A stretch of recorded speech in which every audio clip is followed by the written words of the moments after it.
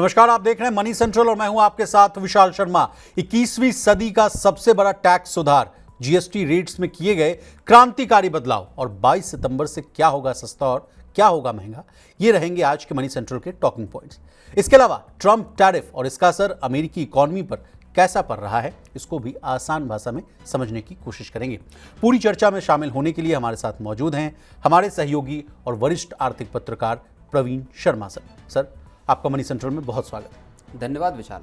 GST council की बुधवार को ही मीटिंग में कई अहम फैसले लिए गए। 8 साल पुरानी इस व्यवस्था में कई बड़े बदलावों को मंजूरी दी गई। जीएसटी में अब केवल 2 स्लैब यानी 5% और 18% वाला जो स्लैब है वो रह गया, यानी 12% और 18% के स्लैब खत्म कर दिए गए। कहा जा रहा है कि रोजमर्रा की कई चीजों पर जीएसटी घटा दिया गया, लेकिन बड़ा सवाल यह है कि पेट्रोल डीजल को कब जीएसटी के दायरे में लाया जाएगा, जिससे आम लोगों को और बड़ी राहत मिल सके। इसके अलावा आज चर्चा करेंगे मूडीज की बड़ी चेतावनी की। दुनिया भर के देशों पर टैरिफ थोपने की ट्रंप की नीति ने दुनिया की सबसे बड़ी अर्थव्यवस्था यानी अमेरिका को मंदी की चपेट में ला खड़ा कर दिया है। यह दावा अंतर्राष्ट्रीय रेटिंग एजेंसी मूडीज ने किया। अमेरिकन फर्स्ट का नारा देने वाले ट्रंप का दाव कैसे उल्टा पड़ गया, क्या कहती है मूडीज की रिपोर्ट? क्या सही में मंदी के मुहाने पर खड़ा है अमेरिका? पूरी रिपोर्ट को डिकोड करने की कोशिश करेंगे और अंतिम में चर्चा करेंगे वोडाफोन आइडिया की। वीआई को आने वाले समय में राहत मिल सकती है। ऐसा इसलिए है क्योंकि भारत सरकार कंपनी में $1 अरब निवेश करने वाले निवेशक को ढूंढ रही है, यानी इन्वेस्टर्स की तलाश चल रही है। अगर सरकार को कोई इन्वेस्टर मिल जाता है तो उसे कंपनी की 12 से 13% की हिस्सेदारी भी मिलने की उम्मीद है। क्यों सरकार कर्ज में डूबी इस कंपनी को बचाना चाहती है, समझने की पूरी कोशिश करें। तो चलिए बिना देर किए फटाफट करते हैं मनी सेंट्रल की शुरुआत। जीएसटी रिजीम में अब तक का सबसे बड़ा और क्रांतिकारी बदलाव करते हुए केंद्र सरकार ने मिडिल क्लास को बड़ी राहत दी है। 22 सितंबर से अब देश में जीएसटी की 2 दरें ही लागू होंगी। अभी जीएसटी की 4 दरें यानी 5%, 12%, 18%, 28% जो है, ये जो टैक्स है ये देश में लागू है। कहा जा रहा है कि 22 सितंबर से 12 और 28% के जीएसटी स्लैब खत्म हो जाएंगे। कहा जा रहा है कि इस रिफॉर्म से हर वर्ग को यानी हर क्लास को लाभ मिलेगा, क्योंकि डेली इस्तेमाल होने वाली चीजों से लेकर टीवी, एसी, फ्रिज तक के दाम जो है घट जाएंगे। लेकिन इस बड़े सुधार के बाद लोग अब पेट्रोल डीजल की बात करने लगे। दिल मांगे मोड़ वाली फिलॉसफी पर सवाल पूछा जा रहा है कि क्या सरकार पेट्रोल डीजल को भी जीएसटी के दायरे में लाएगी या नहीं।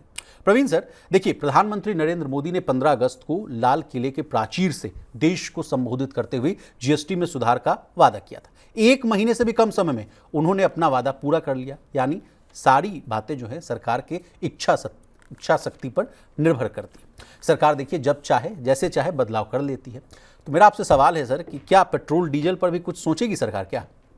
नहीं, देखिए, जो जीएसटी रिफॉर्म की जो जिस तरह से लागू किया गया, जिस तरह से उसको लेके आया गया, जिस तरह से उस पर फैसला हुआ, वो अपने आप में एक बहुत बड़ा एक स्टेप है जो ये दिखाता है कि अगर पॉलिटिकल विल हो तो किस तरह से बड़े रिफॉर्म्स को या बाकी चीज़ें हैं उसको एग्जीक्यूट किया जा सकता है, उसको लाया जा सकता है जी। आप इसको ऐसे देखिए कि पिछले कई वर्षों से लगातार इस बात की मांग हो रही थी कि जीएसटी में न सिर्फ रेट रेशनलाइजेशन होना चाहिए, बल्कि इसको इनके दरों को भी कम किया जाए। दरें कम करने की बात तो थी ही, इसकी जो कॉम्प्लेक्सिटीज थी उनको दूर किया जाए। उसमें जो अड़चनें थी, लोगों को जो व्यापारी हैं, कारोबारी हैं, उनको जो रिटर्न भरने की प्रॉब्लम्स थी, इतना सारा कॉम्प्लेक्स सिस्टम था, विवाद थे, लिटिगेशन थे, जीएसटी नोटिस आने की बात थी, वो सब चीज़ों को लेके पिछले कई वर्षों से लगातार मांग आ रही थी। न केवल कारोबारी कर रहे थे बल्कि विपक्षी दल भी इस चीज़ की मांग कर रहे थे कि ये एक ऐसा कॉम्प्लेक्स सिस्टम बन गया और उसको लेके तरह तरह के नारे और वो भी बने। लेकिन सरकार उन चीज़ों को इम्प्लीमेंट नहीं कर पाई, सरकार उन चीज़ों को दूर नहीं कर पाई। कम से कम आप समझ के चलिए कि कम से कम 5-6 साल से इस चीज़ को हम देख रहे हैं जी। लेकिन अब ऐसी क्या वजह रही, सरकार की ऐसी क्या मजबूरी रही जो एक झटके में सरकार ने इतने बड़े रिफॉर्म को, और आप इसको इस बानगी से हम समझें जी कि पिछले साल जब दिसंबर में बैठक हुई तो हेल्थ इंश्योरेंस पे जीएसटी को घटाने का मसले पे सबसे ज़्यादा न्यूज़ में था कि ये मसला सरकार के प्रायोरिटी लिस्ट में है जी। लेकिन पूरी 2 दिन की बैठक हुई और उस बैठक में उस चीज़ पर फैसला नहीं हो पाया। कैरमलाइज्ड पॉपकॉर्न, बाकी वो सब चीज़ें जो रही वो हम सबको पता है। लेकिन अब एक झटके में पूरा का पूरे 2 टैक्स स्लैब खत्म कर दिए गए और हजारों आइटम या मतलब बड़ी तादाद में आइटम उठा के 5% में डाल दिए गए, 28% के 18% में डाल दिए गए। बिस्किट, ब्रेड, बहुत सारी चीज़ें ऐसी हैं जो कॉन्ट्राडिक्टरी हैं। जैसे सरकार को लगता था कि जहाँ शुगर इन्वॉल्व है वहाँ ज़्यादा टैक्स होना चाहिए, उन प्रोडक्ट्स को भी उठा के 5% की कैटेगरी में डाल दिया। तो रेडिकल रिफॉर्म है, एक बड़ा रिफॉर्म है जिसकी दरकार असल में बहुत पहले थी, लेकिन सरकार ने अपनी बड़ी इच्छा शक्ति दिखाई और किया। और यहीं से ये सवाल भी पैदा होता है जिसको लेके बार बार एक अड़चन सरकार की तरफ से बताई जाती है कि साहब पेट्रोल डीजल को जीएसटी में लाने को लेके राज्य तैयार नहीं होंगे, उनको लॉसेज हैं, ये चीज़ है, वो चीज़ है, दुनिया के तर्क गिनाए जाते हैं। लेकिन अब अगर इस तरह का रिफॉर्म हो सकता है जहां 2 टैक्स स्लैब खत्म किए जा सकते हैं, तो आप ये मानकर चलिए कि पेट्रोल डीजल को भी जीएसटी के दायरे में लाया जा सकता है। और एक और बड़ा जो रिफॉर्म है जिसकी दरकार है इस पूरे देश को कि पेट्रोल डीजल को न सिर्फ जीएसटी के दायरे में लाया जाए बल्कि इनकी कीमतों को भी रेशनलाइज किया जाए, सस्ता किया जाए, उस पर सरकार स्टेप अप उठा सकती है। जी प्रवीण सर, 3-4 सवाल है मेरे पास, बैक टू बैक मैं आपसे पूछूंगा। पहला सवाल तो ये है सर कि इस कदम से इकोनॉमी में कितना बड़ा थ्रस्ट आएगा, कितना बड़ा बूस्ट आएगा, ये मैं आपसे समझना चाहूँगा। नहीं देखिए, एक तो एलारा कैपिटल की एक सिक्योरिटीज़ की का एक जो बयान है, उनका कहना है कि ये 1% से लेके 1.2% तक, मतलब 100 to 120 BPS तक का जो वो है आपका, कहा जा रहा है सर कि अगले 4 से 6 तिमाही में जीडीपी ग्रोथ को 100 से 120 बेसिस पॉइंट यानी 1 से 1.2% का जो असर है वो देखने को मिल सकता है। बिल्कुल इजाफा हो सकता है उसमें। और ये एक बड़ी चीज़ जो नज़र आएगी वो ये नज़र आएगी कि जो अमेरिकन 50% टैरिफ का जो झटका लगेगा, मान लीजिए 50 बेसिस पॉइंट का या 70 बेसिस पॉइंट का जो झटका लग सकता है इकॉनमी को, जिसकी आशंका जताई जा रही दूसरी जो तिमाही है इसमें इस साल की, उस झटके को सेट ऑफ करने में भी या उस झटके को का असर कम करने में भी ये जो कंजम्पशन का बूस्ट है ये हेल्प कर सकता है सरकार की। जी मेरा अगला सवाल सर, कुछ आंकड़े हैं उसके बाद मैं आपसे सवाल पूछूंगा। कहा जा रहा है कि पिछले 5 वर्षों के दौरान सरकार का जो औसत जीएसटी कलेक्शन है प्रवीण सर, वो 90,000 करोड़ रुपए से बढ़कर 1.84 लाख करोड़ हो गया हर महीने की मैं बात कर रहा हूँ। और अप्रैल 2025 में तो बम्पर रिकॉर्ड था sir 2.37 lakh crore. Financial year 24-25 में 22.08 लाख करोड़ का जीएसटी कलेक्शन हुआ। जबकि अगर इसको मैं 4 साल 5 साल पहले के अगर आंकड़े से जोड़ कर देखूं, 2020-21 की मैं बात कर रहा हूं, तो वहां 11.37 लाख करोड़ था। ये आंकड़े हो गए सर। अब कहा जा रहा है, कई रिपोर्ट्स हैं और तमाम जो वित्त सचिव भी हैं उनका भी एक बयान आया, कहा गया कि इस कदम से 48,000 करोड़ का नुकसान भी होगा। इसी के साथ एसबीआई रिसर्च की भी एक रिपोर्ट है, वो भी कहते हुए नजर आए थे कि सालाना जो है 85,000 करोड़ रुपए के आसपास का राजस्व का यानी रेवेन्यू का नुकसान हो सकता है जीएसटी रेट रैशनलाइजेशन से। आपसे समझना चाहेंगे, एक तो गुडी सवाल हो गया सर, अब एक ये प्रो एंड कॉन्स वाला भी सवाल है सर, आप कैसे देख रहे हैं नुकसान को? नहीं देखिए, और इसमें सिर्फ इतना नुकसान नहीं है, कई रिपोर्ट्स ऐसी हैं जिसमें कहा जा रहा है कि 2 लाख करोड़ रुपए तक का रेवेन्यू लॉस सरकार को अगले फिस्कल में हो सकता है। अभी तो चूंकि अब इस साल में मान लीजिए 22 सितंबर से ये लागू होने वाला है, तो अक्टूबर, नवंबर, दिसंबर 3 महीने और जनवरी, फरवरी, मार्च, यानी अब आपके 6 महीने बचे हुए हैं। तो आपको आधे साल पे ही आपका जो रेवेन्यू है उस पे इसका रेवेन्यू इम्प्लीकेशन, जिससे सरकार कहना चाहती है, सरकार रेवेन्यू लॉस नहीं इसको कहना चाह रही, जो कल जो प्रेस कॉन्फ्रेंस हुई देर रात उसमें इस बात को कहा गया। उन्होंने कहा कि एक रेवेन्यू इम्प्लीकेशंस है जो कि बाद में बदल सकते हैं। अब इस साल तो आधे छमाही का मामला रहेगा, तो जाहिर तौर पर है कि वो जो रेवेन्यू इम्प्लीकेशन है या रेवेन्यू की जो घाटा है सरकार का वो थोड़ा कम रहेगा, लेकिन अगले साल इसका असर दिखाई दे सकता है। जो अलग अलग रिपोर्ट्स में कहा जा रहा है कि ये सरकार का कहना है कि 48,000 करोड़ रुपए हो सकता है, कुछ और रिपोर्ट्स में कहा जा रहा है कि 2 लाख करोड़ रुपए तक का हो सकता है।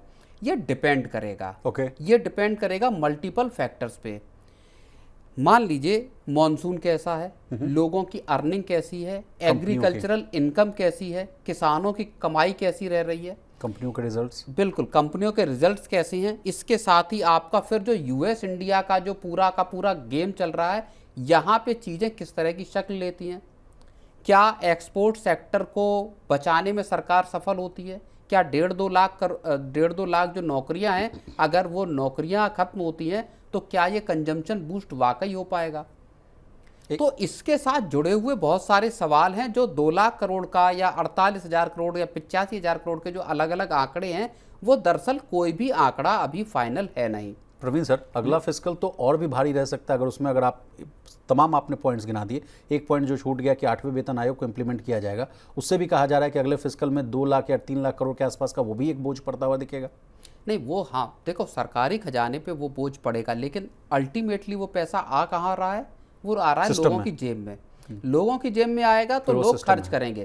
सरकार अब दरअसल अपनी अप्रोच को चेंज किया है पिछले साल के आखिर से। गवर्नमेंट ने जब से लास्ट टाइम जब आरबीआई गवर्नर ने रेट कट नहीं किया, और उसके बाद से, और सितंबर क्वार्टर की जब जो वो आई थी आपकी जीडीपी के नंबर आए थे, उन्होंने सरकार को हिला दिया पिछले साल। और उसमें जो 5.4% का था, तब सरकार को समझ में आया कि अब चीज़ें या अब हालात काबू से बाहर हो सकती हैं।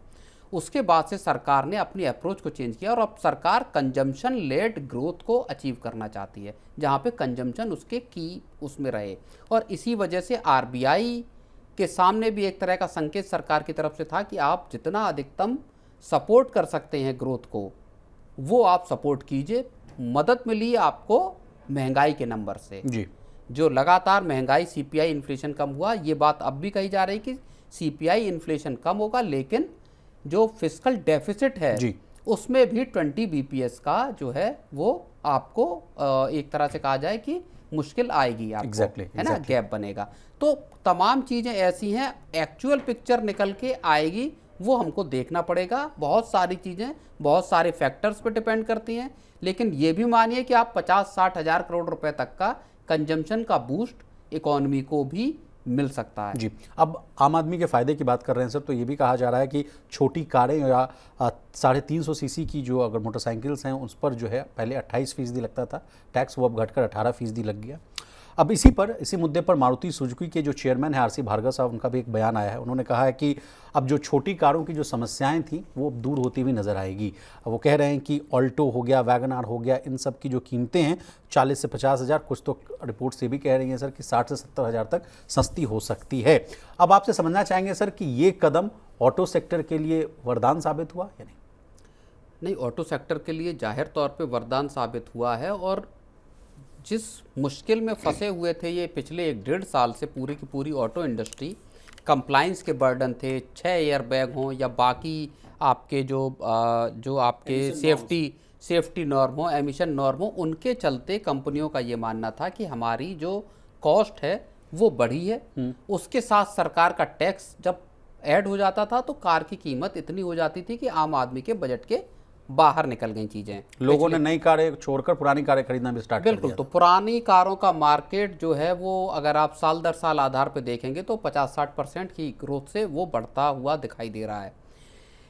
अब जो सरकार ने कदम उठाया है, सबसे बड़ा फ़ायदा छोटी कारों को मिलने वाला है, और सबसे बड़ा फ़ायदा इस लिहाज से अगर आप देखेंगे तो मारुति उसमें एक बड़ी बेनिफिशियरी के तौर पे नज़र आती, जिसका सबसे बड़ा पोर्टफोलियो है। छोटी कारों का सबसे बड़ा पोर्टफोलियो मारुति के पास है, और सबसे ज़्यादा परेशान भी मारुति ही थी कि क्या उसकी छोटी कारों का जो पूरा दौर था, जिसके बूते 50% से ज़्यादा मार्केट शेयर मारुति इस मार्केट में रखती थी, वो सब उसका खतरे में पड़ गया, 40% के नीचे आ गया। अब मारुति को यहाँ इसका फ़ायदा हो सकता है। देखने वाली बात ये भी होगी कि जो एसयूवीज़ हैं उनका भी टैक्स अगर इफेक्टिव तौर पे देखेंगे तो थोड़ा कम ही हुआ है। तो क्या एसयूवीज़ का जो ट्रेंड चला आ रहा था वो भी बदस्तूर जारी रहेगा, और छोटी कारों की बिक्री भी, क्योंकि रूरल मार्केट हो या गांव शहर, मतलब जो छोटे कस्बे हैं वहाँ पे छोटी कारों का जो खरीदारी तो आप कहना चाहते हैं कि विन विन सिचुएशन दोनों के लिए होगी, छोटी कारों के लिए भी और बड़ी कारों के लिए। बिल्कुल। लेकिन थोड़ा झटका इनको लग सकता है, जिसमें 20 लाख से ऊपर की जो लग्जरी ईवीज हैं जिनको 40% के दायरे में डाला जा रहा है। लेकिन सर एक पेंच वाला मामला है, वो भी मैं आपसे समझना चाहूँगा। कहा जा रहा है कि सर त्योहारी स्टॉक के बीच ऑटो डीलर्स के जो कंपनसेशन सेस क्रेडिट वाला जो मामला है वो फंसता हुआ दिख रहा है। फाडा के सीईओ के साथ हम लोगों ने, मैंने और आपने दोनों ने इंटरव्यू भी किया था, उन तमाम मुश्किलों का उन्होंने हवाला दिया था, कहा था कि इतनी इतनी परेशानियां हैं। उनका भी एक कमेंट आया है, उन्होंने भी कहा है, फाडा ने अनुमान जताया है सर कि डीलर्स को 2500 करोड़ का जो सेस है उसका नुकसान झेलना पड़ सकता है। इस मामले को भी थोड़ा सा आप समझा दीजिए। 25 जो सेस है, जो कंपनसेशन वाला सेस है, उसको अब हमारे साथ बैठक में हमारे साथ लाइव में थे सहर्ष जो हैं दमानी फाडा के सीईओ हैं। वो बता रहे थे कि उनकी पूरे ऑटो डीलर्स के साथ दिक्कत क्या है इस वक्त कंपनसेशन सेस को लेके। सरकार, मुझे लगता है कि जब रिप्रेजेंटेटिव्स जाएंगे या मिलेंगे या मुलाकात हुई होगी वित्त मंत्री के साथ, तो वहाँ पे इस मसले का हल जरूर निकलेगा। 2,500 करोड़ रुपए के जो सेस फंसे हुए हैं वो बड़ी चीज़ है और सरकार उसमें ज़रूर कोई रास्ता निकालेगी, क्योंकि जो एक बड़ा टारगेट था कंजम्पशन बूस्ट को बढ़ावा देने का, वो ऑटो इंडस्ट्री के साथ जुड़ा हुआ है। कारों की सेल डाउन हुई तो पूरी इकोनॉमी की सेहत उससे जो है वो पता चलती है। और ऐसे में सरकार जो पूरे जो डीलर्स हैं उनकी जो सेल्स का मसला है, मुझे नहीं लगता कि उसमें ज़्यादा बहुत टाइम लगेगा। अगले कुछ दिनों में सरकार उसका भी कोई क्लैरिफिकेशन जरूर देगी। चलिए सर, आगे बढ़ते हैं। अमेरिकी राष्ट्रपति डोनाल्ड ट्रंप दुनिया भर के देशों पर टैरिफ लगाकर अपनी ताकत दिखा रहे हैं, लेकिन अब उनके लिए बुरी खबर आई। ग्लोबल रेटिंग एजेंसी मूडीज ने चेतावनी दी है कि अमेरिका की अर्थव्यवस्था गंभीर मंदी के कगार पर खड़ी। मूडीज की ताज़ा रिपोर्ट के मुताबिक अमेरिका की अर्थव्यवस्था का एक बड़ा हिस्सा पहले से ही मुश्किल में। मूडीज एनालिटिक्स के मुख्य अर्थशास्त्री मार्क जेंडी ने बताया है कि अमेरिका की अर्थव्यवस्था खतरे में। अमेरिका के कई स्टेट्स या तो मंदी की चपेट में हैं या फिर मंदी के बहुत बड़े खतरे का सामना कर रहे हैं। प्रवीण सर, हाल ही में आई रॉयटर्स की रिपोर्ट में भी देखिए अमेरिकी अर्थव्यवस्था में मंदी के खतरे से जुड़े कुछ संकेत जो थे वो शेयर किए गए थे। इसमें बताया गया था कि देखिए अगस्त 2025 में अमेरिका का मैन्युफैक्चरिंग PMI घटकर 48.7 पर आ गया है और कारखानों यानी जिसकी मैं फैक्ट्रीज की बात कर रहा हूँ प्रवीण सर, फैक्ट्रीज की भी स्थिति US ग्रेट रिसेशन के समय से भी बदहाल बताई जा रही थी। तो बहुत बड़ी संकट के मुहाने पर खड़ा है अमेरिका सर। नहीं, जो काम करना चाहते थे डोनाल्ड ट्रंप अमेरिका को ग्रेट बनाने का, वो उसके उलट होता हुआ या काउंटर प्रोडक्टिव जैसे कहा जाता है, काउंटर प्रोडक्टिव दरअसल ये पूरा स्टेप अब उनका होता हुआ नज़र आ रहा है, जिसमें ऊंचे टैरिफ पूरी दुनिया भर पे लगाने के साथ अमेरिका की इकोनॉमी को बढ़ाने का वो एक सपना देख रहे थे, वो दांव उनका फेल होता हुआ दिखाई दे रहा है। अब फैक्ट्रीज़ का आउटपुट ख़राब है, PMI ख़राब है अगर आपका मैन्युफैक्चरिंग का, इसका मतलब ये समझ में आता है सीधे तौर पे कि जो चीज़ आप चाहते थे, जो इंटेंडेड पर्पस था आपका ऊंचे टैरिफ लगाने का, कि दुनिया भर की जो सप्लाई चेन है या अमेरिका में ही सामान बने और बिके, चाहे कारों पे ड्यूटी लगाने की बात हो या कारों को ख़रीदने पे आपको जो टैक्स ब्रेक देने की बात हो, वो सारी चीज़ों के कोर में ये था कि अमेरिका में बनी होनी चाहिए कार, अमेरिका में बना हुआ प्रोडक्ट होना चाहिए। लेकिन ये तो हाल के दिनों में तो चीख चीख के कह रहे थे कि हमको बहुत भारी पैसा आ रहा है। नहीं, पैसा आ रहा है, लेकिन वो कमाई पैसा दे कौन रहा है? जो आपको टैरिफ से कमाई हो रही, वो आखिर टैरिफ चुका कौन रहा है? वो कोई विदेशी कंपनियां नहीं चुका रही हैं, अमेरिकन कंपनियां ही चुका रही हैं, जो कि उस माल को खरीद रही हैं।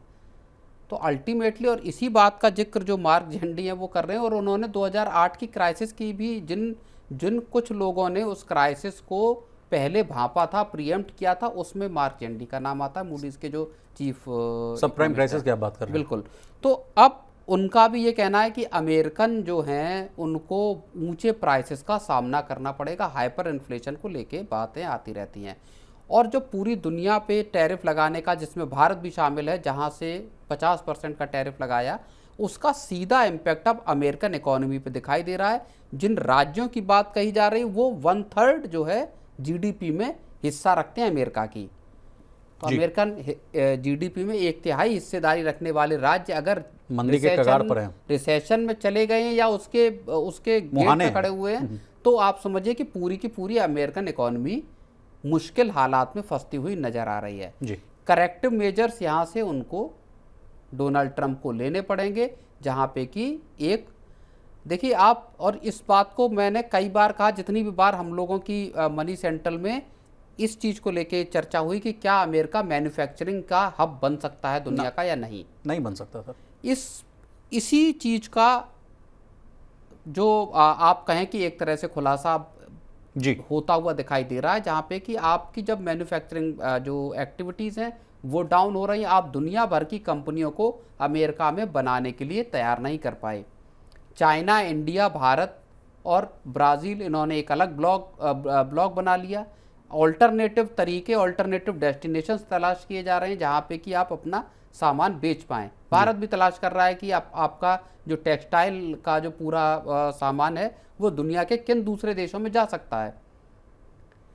तो इससे जो चीज़ हासिल करना चाह रहे थे अमेरिकन राष्ट्रपति, वो दरअसल हासिल हो नहीं रही। बदले में अमेरिकन लोगों पे जो अलग अलग वो आए कि $2000 का, जी, 1-2 दिन पहले की खबर है सर कि फार्मास्यूटिकल्स पर कहा गया कि 200% का टैरिफ लगाएंगे।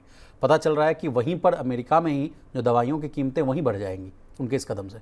बिल्कुल। तो अब उसका खामियाजा कौन भुगतेगा? अमेरिकन पेशेंट्स और उनके परिवार वाले। अगर आप 200% जेनरिक ड्रग्स पे अगर आप इम्पोर्ट ड्यूटी लगा देंगे तो उसका असली खामियाजा भाई कंपनियों को तो नुकसान होगा, वो तो तय बात है, लेकिन नुकसान आपके कैरी फॉरवर्ड हो जाएगा। नुकसान आपके पेशेंट्स को भी होने वाला है। उनको मजबूरी में महंगी दवाइयाँ खरीदनी पड़ सकती हैं। हो सकता है कि टैरिफ के बाद वो दवाइयाँ और महंगी होकर बिकें।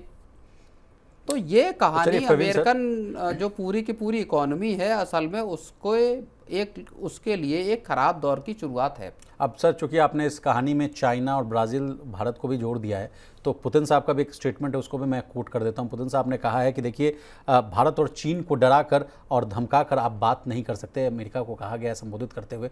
इस पॉइंट को भी मैं आपसे समझना चाहूँगा सर, पुतिन के इस स्टेटमेंट को आप कैसे देख रहे हैं? देखिए, अमेरिका जो चाहता था कि साहब हम रूस और यूक्रेन में जंग रुकवा दें, उस जंग को रुकवाने के बदले में नोबल मिल जाए, तो वो मामला फंसा हुआ है। अलास्का में मीटिंग हुई, वो बेनतीजा हुई। अब जो रूस के राष्ट्रपति हैं वो ये कह रहे हैं कि जेलेंस्की के लिए या यूक्रेन के लिए कि या तो आप बातचीत के जरिए इस युद्ध को रुकवा लीजिए या फिर मैं फोर्सफुली इस जंग को ख़त्म कर दूंगा। तो चीज़ें बनती हुई नज़र नहीं आ रही, चीज़ें बिगड़ती हुई नज़र आ रही हैं। नॉर्थ कोरिया के राष्ट्रपति और पुतिन की बैठक हुई, तो उसमें नॉर्थ कोरिया के जो किम जोंग उन हैं, उन्होंने कहा कि हम रूस की पूरी मदद करेंगे, जो भी आपको चाहिए वो हम मदद करने को तैयार हैं। चीन और रूस साथ खड़े होते हुए दिखाई दे रहे हैं। भारत, रूस और चीन तीनों लोग इकट्ठे आते हुए दिखाई दे रहे हैं। तो जो पूरी दुनिया के जो डायनेमिक्स थे, या एक न्यू वर्ल्ड ऑर्डर जैसे कई बार कहा जाता है, एक न्यू वर्ल्ड ऑर्डर अब फिर से बनता हुआ दिखाई दे रहा है, जिसमें भारत जैसा ताकतवर देश जो दुनिया की तीसरी बड़ी इकोनॉमी बनने के कगार पे है, वो खड़ा हुआ, दुनिया का दूसरी सबसे बड़ी इकोनॉमी खड़ी हुई है, और दुनिया का एक सबसे ताकतवर मुल्क, यानी जो दुनिया के दो सबसे ताकतवर मुल्क हैं रूस और अमेरिका, उसमें रूस एक ब्लॉक में खड़ा हुआ है, जापान साथ में खड़ा हुआ है। अमेरिका ने दरअसल खुद को आइसोलेट इस पूरी प्रक्रिया में कर लिया है। ना लैटिन अमेरिकी कंट्रीज में 7 लोग खड़े हैं, यूरोपियन यूनियन के कुछ देश भले साथ में खड़े, ब्रिटेन जैसे, अदरवाइज बाकी की दुनिया जो है वो अब एक तरफ आती हुई दिखाई दे रही है। Dragon plus elephant will make something big, यही बात आ रही है। बिल्कुल, वो dragon and elephant should do a tango type का जो बात शी जिनपिंग भी कहते हैं कि हमको साथ मिलके चलना चाहिए जी। तो लेकिन सर, इन सब के बीच एक गुड न्यूज़ ये भी आ रही है, पीयूष गोयल साहब के तरफ से आ रही है बात है कि कहा जा रहा है कि नहीं, इंडिया और अमेरिका के बीच जो ट्रेड डील है वो बहुत जल्द होता हुआ दिखेगा। उस पर आपका कोई लेटेस्ट रिमार्क्स है? वो पीयूष गोयल कह रहे हैं कि बातचीत जारी है और नवंबर तक डील हो सकती है। डील में क्या चीज़ें शामिल होंगी ये बड़ी बात होगी, एग्री और डेयरी प्रोडक्ट्स का क्या होगा ये भी बड़ी बात होगी। ये जो 2 चीज़ें हैं ये सबसे ज़्यादा फंसी हैं। भारत बिल्कुल कंप्रोमाइज़ करने के लिए अब तैयार है नहीं। जिस चीज़ की रिपोर्ट आई कि 4 बार राष्ट्रपति ट्रंप ने फ़ोन किया और पीएम मोदी ने फ़ोन नहीं उठाया या बातचीत नहीं हुई दोनों नेताओं के बीच की, इससे संकेत मिलता है कि भारत अब किसी तरह से, और जो 2 कोर मसले हैं एग्री प्रोडक्ट्स और डेयरी, यहाँ पे भारत कंप्रोमाइज़ करने के लिए तैयार नहीं है। अब गेंद अमेरिकन पाले में है कि आप, और इसी को लेके वो कहते हैं कि अमेरिकन जो ट्रेड एडवाइज़र हैं पीटर नवारो, उनका भी बयान आया कि भारत जिस तरह का टफ नेगोशिएशन कर रहा है इस डील में, उसमें भारत के साथ डील हो पाना थोड़ा मुश्किल है। चलिए सर, आगे बढ़ते हैं।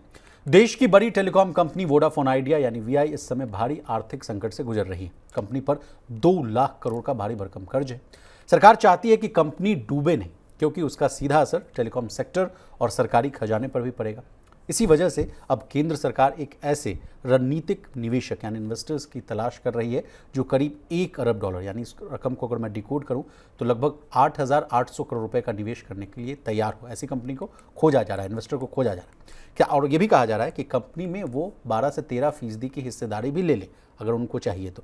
सर ये कैसी डील होगी, हमें नहीं समझ में आ रहा है सर। सरकार की हिस्सेदारी 49% के आसपास है, आदित्य बिरला का भी इसमें स्टेक है, और कहा जा रहा है कि कोई ऐसा इन्वेस्टर आए जो 1 अरब रुपये लगा दे और 12-13% अपना इंटरेस्ट ले ले, अपना उसमें से स्टेक ले ले, और उसके बाद मैनेजमेंट में रोल अदा करे। नहीं, तो ये स्टेक सेल करना होगा वोडाफोन पीएलसी को और आदित्य बिरला ग्रुप को, जो कि इसका अभी मैनेजमेंट को संभाले हुए। सरकार का 49% स्टेक जो है वो बदस्तूर बना रहेगा। सरकार चाहती है कि असल में किसी भी तरह से वोडाफोन आइडिया को बचाया जाए। तमाम तरह के ऑप्शंस पर विचार इसमें चल रहा है, जिसमें एक डीओटी का भी प्रस्ताव है जो सरकार को इनफॉर्मली भेजा गया, पीएमओ को भेजा गया, और तब से ये कयास चल रहा था कि कैसे बचेगी कंपनी, क्या उपाय हो सकते हैं कंपनी को बचाने के। लेकिन उसके बाद ये भी तो खबरें आई थी सर कि सिर्फ पीएमओ के दखल से बात बनती हुई नजर नहीं आएगी, उसके लिए पूरा एक बैठक होगा जिसमें तमाम ग्रुप के लोग बैठेंगे, तब वो चर्चा होगी। बिल्कुल। तो उसके बाद वो जो टेलीकॉम के जो एमओएस हैं उनका ये बयान आया था कि अकेले पीएमओ के नहीं, बाकी कैबिनेट होगी, बाकी के फाइनेंस मिनिस्ट्री होगी, डीओटी होगा, तमाम जो वो हैं उनको साथ लेके एक पेज पे आके तब इस कंपनी को बचाने की कोई प्रोसेस शुरू हो सकती है जी। अब जो उसमें एक ऑप्शन निकल के आ रहा है, जो एक खबर आ रही है, उस हिसाब से सरकार चाहती है कि 1% जो $1 बिलियन का कोई इन्वेस्ट करे, कोई चाहे विदेशी इन्वेस्टर हो या भारतीय इन्वेस्टर हो, जो इतना पैसा लगाए और उसके बदले में 12 से 13% का स्टेक उनको दिया जाए, और इस तरह से भाई तकरीबन 9,000 करोड़ रुपए का एक तरह का ये इन्वेस्टमेंट की अपॉर्चुनिटी होगी। ओके। और इसके जरिए जो कंपनी के ऑपरेशंस हैं उनको चलाने की कोशिश की जाए, और उस क्रम में फिर हो सकता है आगे जो अभी बैंकों से मामला फंसा हुआ, जहाँ पे 25,000 करोड़ रुपए के लोन की डिमांड कंपनी कर रही है वोडाफोन आइडिया, लेकिन उसको ये पैसा इस वजह से नहीं मिल पा रहा क्योंकि एजीआर ड्यूज पर चीज़ें या स्थिति साफ नहीं है जी। तो क्या नए इन्वेस्टर के आने के बाद अब बैंकों से कर्ज मिलने की भी गुंजाइश बढ़ेगी, और इस पैसे के आने के बाद क्या सरकार एजीआर के जो बकाया है उस पर भी कोई फैसला करेगी? ये कुछ जो सवाल हैं वो ऐसे हैं जो बेहद महत्वपूर्ण है। सर अब राहत योजना पर अगर आप विचार विमर्श कर रहे हैं सर, तो 1-2 पॉइंट मुझे भी समझा दीजिए। कहा जा रहा है सर कि एजीआर बकाया चुकाने की जो समय सीमा है उसको भी कहा जा रहा है कि 6 से बढ़ाकर 20 साल तक करने की बात कही जा रही है। ब्याज को कहा जा रहा है कि कंपाउंड की बजाय जो है सिंपल इंटरेस्ट उस पर चार्ज करना चाहिए।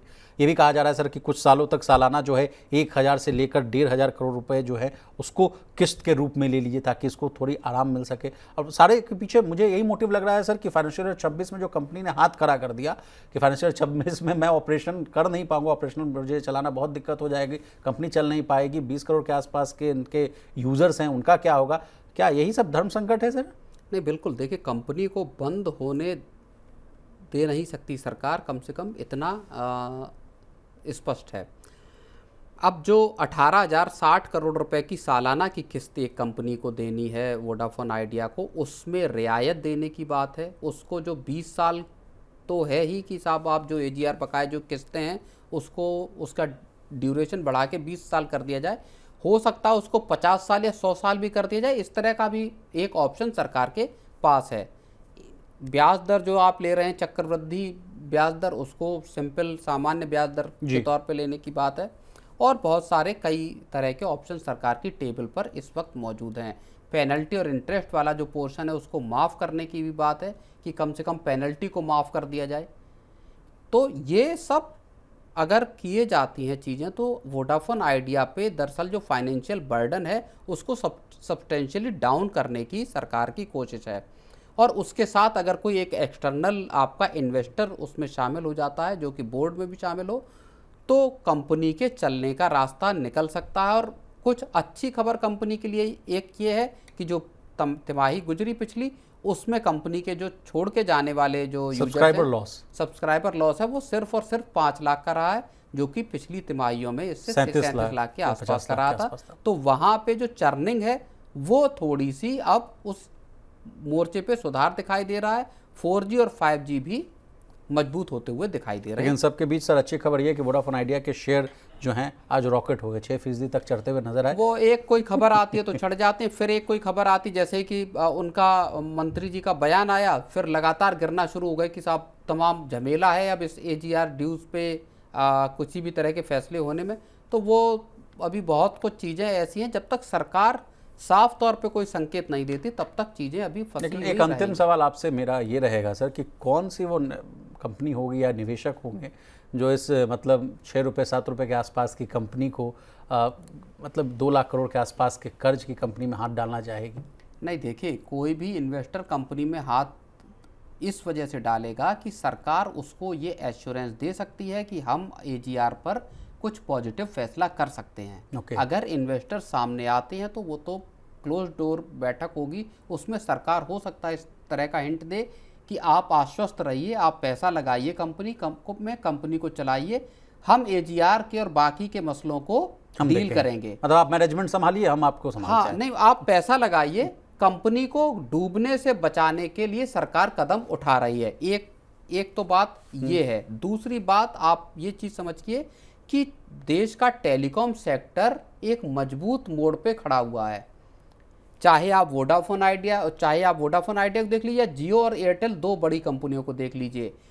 पिछले साल टैरिफ हाइक हुआ, इस साल फिर दिसंबर तक टैरिफ हाइक होगा, बताया जा रहा 15% का टैरिफ हाइक होगा, और माना यह जा रहा है कि जब से जियो आईपीओ आने की उम्मीद आई है तब से अगले साल जनवरी फरवरी में फिर एक बार टैरिफ हाइक हो सकता है।